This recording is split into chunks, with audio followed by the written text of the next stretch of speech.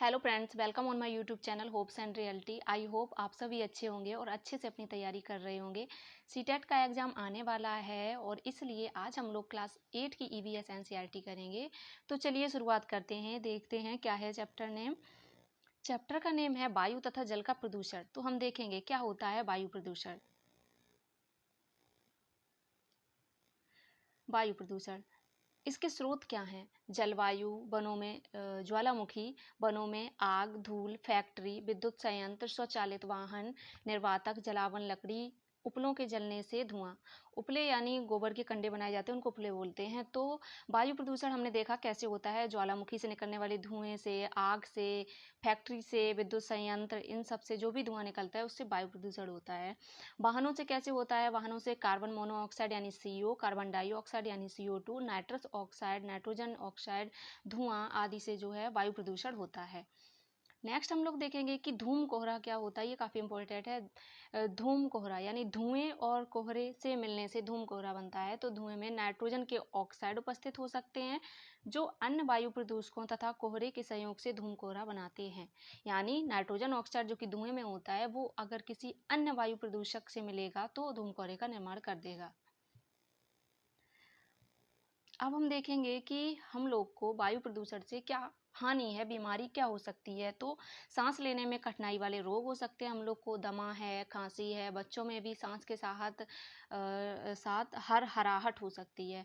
Next हम note देखेंगे, ये इम्पोर्टेंट है कि आगरा तथा इसके चारों ओर स्थित रबर प्रक्रमण, स्वचालित वाहन, रसायन और विशेषकर मथुरा तेल परिष्करणी जैसे उद्योग सल्फर डाइऑक्साइड तथा नाइट्रोजन डाइऑक्साइड जैसे प्रदूषकों को उत्पन्न करने के लिए उत्तरदायी हैं। यानी मथुरा में एक मथुरा तेल परिष्करणी ये है एक फैक्ट्री, वहाँ से सल्फर डाइऑक्साइड और नाइट्रोजन डाइऑक्साइड का जो है वो काफ़ी प्रदूषण उत्पन्न होता है इसका।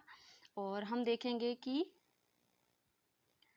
SO2, NO2 जैसे वायुमंडल में उपस्थित जल वाष्प से क्रिया करके सल्फ्यूरिक अम्ल तथा नाइट्रिक अम्ल बनाती हैं जो बारिश के बाद पानी के साथ बरसकर अम्ल वर्षा कहलाती हैं। यानी SO2 और NO2 गैस ये वायुमंडल में जाती हैं, उसके बाद ये जल वाष्प से क्रिया करके सल्फ्यूरिक अम्ल और नाइट्रिक अम्ल बनाती हैं और ये जो है बारिश के साथ फिर पानी के साथ बरसती हैं। इसीलिए मना किया जाता है कि हमें पहली बारिश में नहाना नहीं चाहिए क्योंकि एसिड रेन होती है, वो अम्ल वर्षा होती है। अम्ल वर्षा के कारण स्मारक यानी कोई भी स्मारक है, ताजमहल है या कुछ भी हो सकता है कि संगमरमर का संक्षारण होता है जिसे संगमरमर कैंसर यानी स्टोन लेप्रोसी भी बोलते हैं।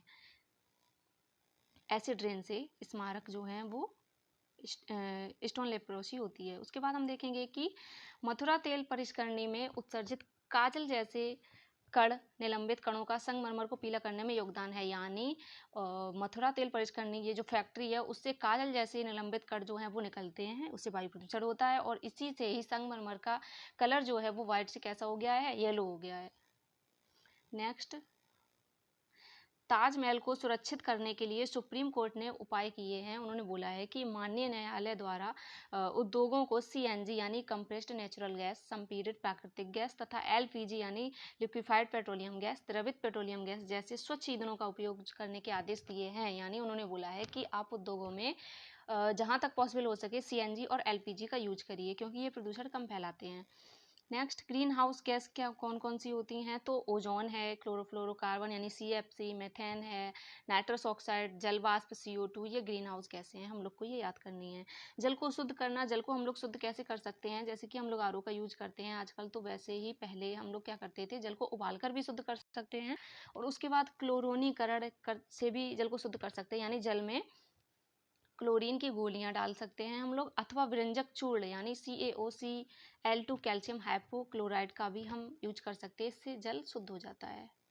नेक्स्ट है 5R। 5R का मतलब क्या है? 5R का मतलब है रिड्यूस यानी कम उपयोग करें किसी भी चीज़ का, हम रीयूज उसका पुनः उपयोग कर सकते हैं, रिसाइकिल पुनः चक्रण यानी फिर से उसको नया बना सकते हैं, रिकवर पुनः प्राप्त कर सकते हैं, रिफ्यूज यानी कि हम उपयोग नहीं कर सकते। ये हमारा मूल मंत्र है। इसके बाद नेक्स्ट चैप्टर है कि जंतुओं में जनन। इसमें हम देखेंगे कि रेशम कीट का जीवन चक्र, यानी ये पूछा जाता है कि रेशम के कीट को हम लोग क्या बोलते हैं, उसकी किस स्टेज पर, किस अवस्था पर क्या नाम दिया जाता है, वो देखेंगे हम। तो सबसे पहले रेशम कीट का जीवन चक्र में हमने पहले अंडा देखा, एग हो गया। उसके बाद हम देखेंगे कि इसको क्या बोलेंगे, रेशम के कीट को हम लोग क्या बोलते हैं, लार्वा अथवा इल्ली यानी कैटरपिलर, ये फेमस है, कैटरपिलर बोलते हैं इसको। उसके बाद फिर प्यूपा बोलते हैं उसको, फिर वयस्क हो जाता है, फिर तो कीट बोलते हैं। तो ये रेशम कीट का जीवन चक्र हो गया कि अंडा, कैटरपिलर, प्यूपा और फिर कीट बन गया।